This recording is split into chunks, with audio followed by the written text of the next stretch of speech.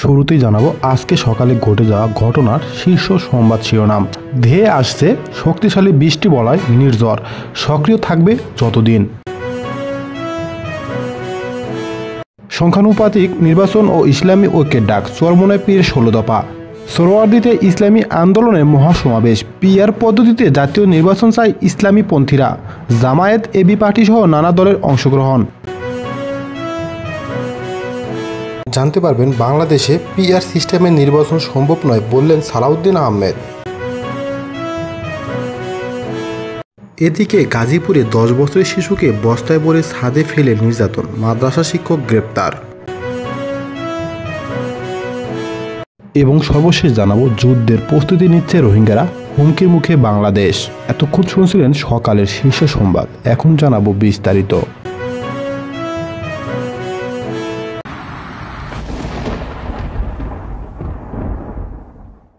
চলছে বর্ষা মৌসুম, তবে এখন পর্যন্ত স্বাভাবিক বৃষ্টিপাতের কোনো লক্ষণ নেই।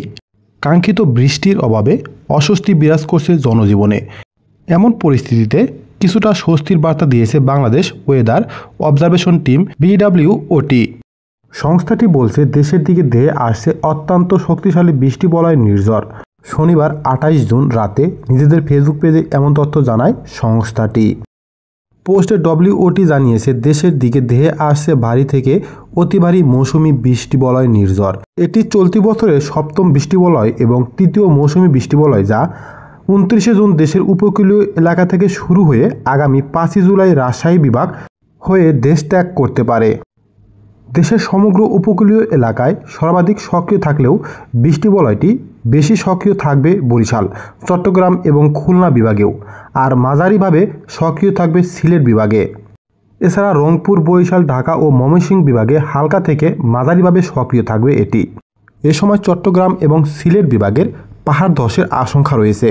কালবৈশাখীর আশঙ্কা না থাকলেও কম বেশি বজ্রপাত হতে পারে। পাশাপাশি বড় কোনো ঝড়ের সম্ভাবনা না থাকলেও উপকূলীয় এলাকায় লঘুচাপের প্রভাবে মাঝারি ঝড় বয়ে যেতে পারে। আর মৌসুমি বায়ুচাপের তারতম্যের কারণে বেশিরভাগ সময়ই সাগর কিছুটা উত্তাল থাকতে পারে। এছাড়াও আগামী 5 দিন পর্যন্ত টানা বর্ষসহ বৃষ্টি হতে পারে বলে জানিয়েছে বাংলাদেশের আবহাওয়া অধিদপ্তর। সেই সঙ্গে দেশের কোথাও কোথাও মাঝারি থেকে ভারী বৃষ্টিপাত হতে পারে বলে জানিয়েছে আবহাওয়া অফিস।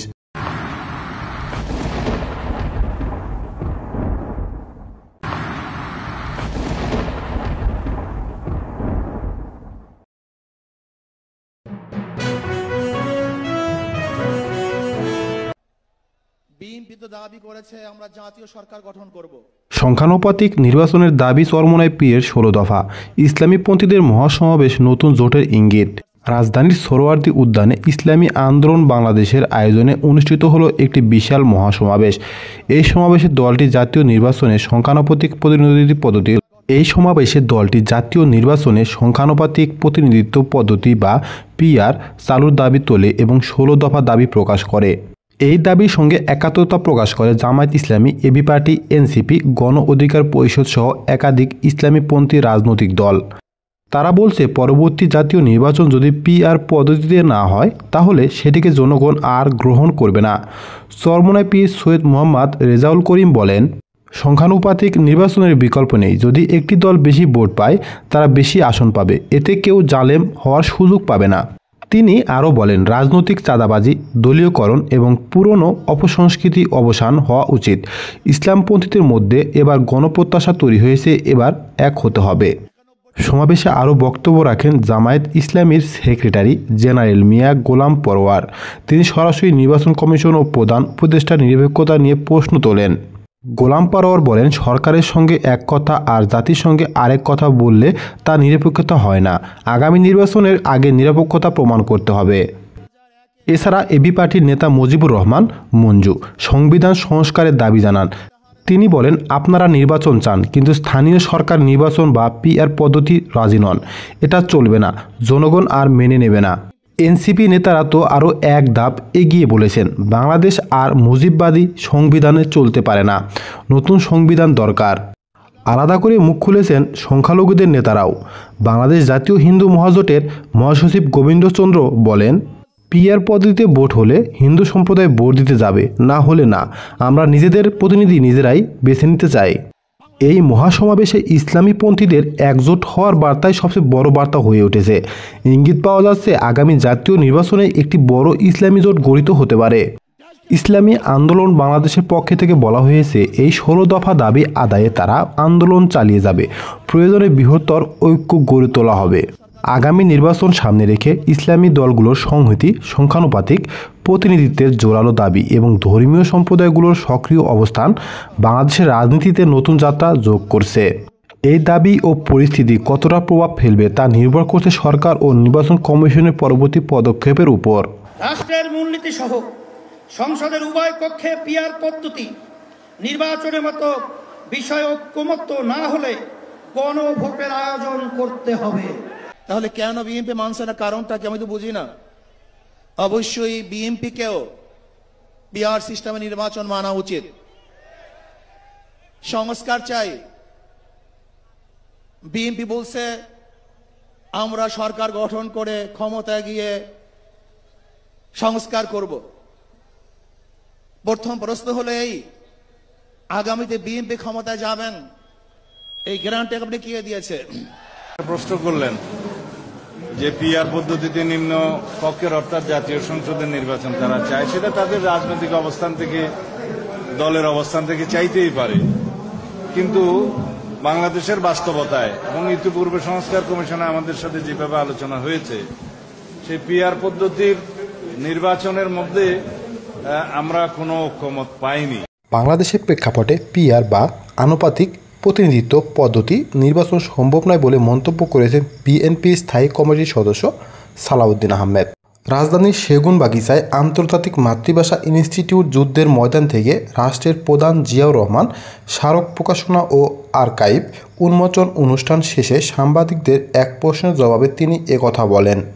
যারা পিআর সিস্টেমে নির্বাচন চাচ্ছেন তাদের উদ্দেশ্য আছে জানিয়ে বিএনপির স্থায়ী কমিটির এই সদস্য বলেন, নির্বাচন বিলম্ব অথবা নির্বাচন বানচাল করতে চায় তারা। বিএনপি জাতীয় নির্বাচনের প্রস্তুতি নিয়ে আগাচ্ছে উল্লেখ করে তিনি বলেন, সরকার দ্রুত নির্বাচনের দিনক্ষণ জানাবেন আশা তার।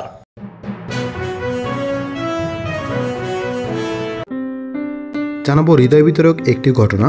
গাজীপুরের কালীগঞ্জে একটি হাফিজিয়া মাদ্রাসায় 10 বছরের এক শিক্ষার্থীকে বস্তায় পুরে খোলা ছাদে ফেলে রাখার অভিযোগ উঠেছে মাদ্রাসার প্রধান শিক্ষকের বিরুদ্ধে। শিশুটিকে ঘন্টার পর ঘন্টা রোদের মধ্যে আটকে রাখা হয় যাতে কেউ তাকে দেখতে না পারে। সে উদ্দেশ্যে মাদ্রাসার গেটও বাইরে থেকে তালাবদ্ধ করে রাখা হয়। সকালে শিশুটিকে উদ্ধার করে পুলিশ। কালীগঞ্জ থানার officer in charge OC Mohammad Alauddin বিষয়টি নিশ্চিত করেছেন। ভুক্তভোগী শিশু আবু বক্কর সিদ্দিক বয়স 10, ফুলদি নূরে মদিনা হাফিজিয়া মাদ্রাসা ও এতিমখানার ছাত্র। তার বাড়ি কালীগঞ্জ উপজেলার বক্তারপুর ইউনিয়নের ফুলদি দাউদাপাড়া গ্রামে। অভিযুক্ত শিক্ষক হাফেজ মাওলানা মুফতি জাকারিয়া বয়স 29, উপজেলার শাওরাত এলাকার বাসিন্দা এবং মাদ্রাসার প্রধান শিক্ষক। স্থানীয়দের সূত্রে জানা যায়, সকালে কোনো এক বিষয়ে শিশু আবু বক্করকে শারীরিকভাবে শাস্তি দেন শিক্ষক জাকারিয়া। কান্নাকাটি করে পরিবারকে জানিয়ে দেওয়ার কথা বলায় তিনি ক্ষিপ্ত হয়ে ওঠেন। এরপর একটি চটের বস্তায় শিশুটির শরীর আটকে রেখে মাথা বাহিরে বের করে দিয়ে রেলিংবিহীন ছাদের উপরে ফেলে রাখা হয়। গেট বাহির থেকে তালাবদ্ধ করে দেওয়া হয় যাতে কেউ শিশুটিকে উদ্ধার করতে না পারে। চরম রোদে বন্দি অবস্থায় শিশুটি প্রস্রাব ও পায়খানা করে ফেললেও কেউ এগিয়ে আসেনি। দীর্ঘ সময় পর মাদ্রাসার এক সহপাঠী জানালা দিয়ে পালিয়ে গিয়ে বিষয়টি পরিবারের কাছে জানায়। পরে স্থানীয়রা ছুটে এসে পুলিশকে খবর দেন। স্থানীয়দের দাবি, শিক্ষক জাকারিয়া আগেও শিশুদের উপর শারীরিক নির্যাতন করেছেন, তবে এবারের ঘটনা ছিল নজিরবিহীন বর্বর। শিশুটির বাবা মোশাররফ হোসেন ক্ষোভ প্রকাশ করে বলেন, আমার ছেলে ছোট, কোনো ভুল করলেও এভাবে নির্যাতনের অধিকার কারো নেই। আমি থানায় অভিযোগ করেছি, মামলা করব। আমি আমার সন্তানের উপর নির্যাতনের বিচার চাই। ওসি মোহাম্মদ আলাউদ্দিন জানান, অভিযুক্ত শিক্ষক ঘটনার সত্যতা স্বীকার করেছেন, তবে তার দাবি বস্তার মধ্যে শিশুটির মাথা বাহিরে রাখা হয়েছিল যাতে পালাতে না পারে। অভিযুক্ত শিক্ষক বর্তমানে পুলিশ হেফাজতে আছেন এবং শিশুটির পরিবারের পক্ষ থেকে থানায় লিখিত অভিযোগ দেওয়া হয়েছে। আইনগত ব্যবস্থা প্রক্রিয়াধীন।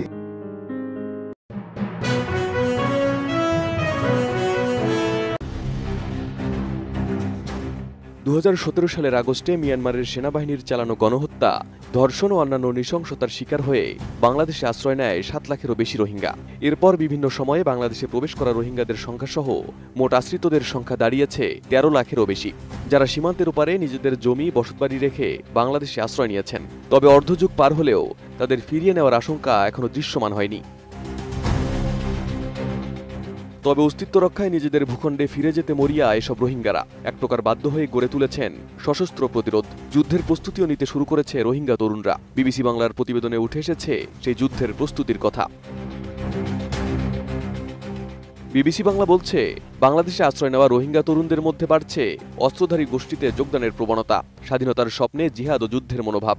ক্যাম্প জুড়ে শোনা যাচ্ছে আরাকান আর্মির বিরুদ্ধে সশস্ত্র প্রতিরোধের পরিকল্পনা। এ যেন নির্যাতিত থেকে বিদ্রোহীতে রূপান্তরের এক বিপজ্জনক রূপকথা। উখিয়া ক্যাম্পের কয়েকজন তরুণ বিবিসি বাংলাকে জানান, তারা মিয়ানমারে ফিরে যাওয়ার চেষ্টা চালিয়ে যাচ্ছে। প্রয়োজনে যুদ্ধ করে হলেও তাদের ভূখণ্ড স্বাধীন করবে তারা। তাদের স্বপ্ন স্বাধীন আরাকান, যেখানে রোহিঙ্গারা থাকবে সম্মানের সঙ্গে। এই বক্তব্য শুধু কয়েকজনের নয়, বরং গত 1-1.5 বছরে অনেক তরুণের মনোজগতে এই চিন্তাধারা গড়ে উঠেছে। বিবিসির প্রতিবেদনে বলা হয়, তরুণদের একটা বড় অংশ জিহাদ করার জন্য প্রস্তুত। সশস্ত্র গোষ্ঠী আরসা, আরএসও দুই দলই একসাথে ভালো কাজ করছে। এখন তাদের মূল লক্ষ্য স্বাধীনতা। বিবিসি বলছে, কক্সবাজারের 33টি শিবিরের রোহিঙ্গাদের জনসংখ্যা প্রায় 13 লাখ। এর মধ্যে প্রায় 1/3 তরুণ। ক্যাম্প জুড়ে নিয়মিত বৈঠক হয়, যেখানে স্বাধীনতা, মাতৃভূমি এবং যুদ্ধের বিষয়ে আলোচনা চলে। জানা গেছে, ক্যাম্পে 4টি সক্রিয় গোষ্ঠী আরসা, আরএসও, ইসলামিক মাহাজ এবং এআরএ যুদ্ধের প্রস্তুতি নিচ্ছে এবং সদস্য সংগ্রহ করছে। সব মশার বিরুদ্ধে সুরক্ষা দিতে এলো বসুন্ধরা এক্সট্রিম অ্যারোসল। মশার বিরুদ্ধে এক্সট্রিম সুরক্ষা। সম্প্রতি ইন্টারন্যাশনাল ক্রাইসিস গ্রুপ আইসিজি এর প্রকাশিত এক প্রতিবেদনে উল্লেখ করা হয়, ক্যাম্পে সশস্ত্র গোষ্ঠীগুলো নিজেদের মধ্যে দ্বন্দ্ব ভুলে ঐক্যবদ্ধ হয়েছে এবং নতুন সদস্য নিয়োগ করছে। ধর্মীয় ভাষা ব্যবহার করে যুদ্ধের জন্য উদ্বুদ্ধ করা হচ্ছে শরণার্থীদের। বিবিসি বলছে, ক্যাম্পে অবস্থানরত রোহিঙ্গা তরুণরা ক্যাম্পে প্রকাশ্যে সশস্ত্র প্রশিক্ষণ না নিলেও সীমান্ত অঞ্চলে কিছু প্রশিক্ষণ নিচ্ছে। রোহিঙ্গারা নিজেরাও বলছেন, প্রশিক্ষণ ক্যাম্পের বাইরে সীমান্ত পার হয়ে মিয়ানমারে গিয়ে হয়। রোহিঙ্গা তরুণরা 1-2 বছর প্রশিক্ষণ নিয়ে আবার ফিরে আসে। স্থানীয় বাংলাদেশিরাও জানান, ক্যাম্পের ভেতরে কারাতে ও শারীরিক অনুশীলনের মতো কার্যক্রম দেখা গেছে। মাঝে মাঝে কয়েকশো রোহিঙ্গা সীমান্ত পেরিয়ে রাখাইনে গিয়ে যুদ্ধে অংশ নিচ্ছেন। এদিকে বাংলাদেশ সরকার এবং আইনশৃঙ্খলা বাহিনী ক্যাম্পে অস্ত্রধারী গোষ্ঠীর তৎপরতা অস্বীকার করেছে বলছে বিবিসি বাংলা।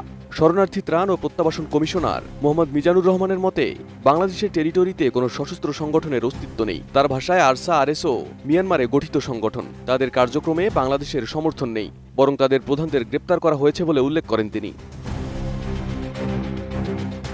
এদিকে ক্যাম্পে মানবিক কাজ ছাড়া অন্য কোনো কাজ বরদাস্ত করা হবে না বলে জানিয়েছেন এপিবিএন এর ডিআইজি প্রলয় সিনিন। জানান, যে কোনো তৎপরতা রোধে ক্যাম্পে নজরদারি বাড়ানো হয়েছে।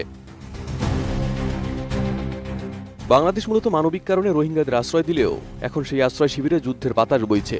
তরুণরা স্বাধীনতার আশায় প্রস্তুত হচ্ছে সশস্ত্র লড়াইয়ের জন্য। যদিও বাংলাদেশ সরকার এবং নিরাপত্তা বাহিনী কঠোর অবস্থানে রয়েছে, তবুও সীমান্ত অঞ্চলে গোপনে চলা প্রস্তুতি বড় এক সংকেত দিচ্ছে। বাংলাদেশের আঞ্চলিক নিরাপত্তা, মানবিক দায়িত্ব এবং রাজনৈতিক স্থিতিশীলতার জন্য বড় এক চ্যালেঞ্জ বলে মনে করছেন বিশ্লেষকরা।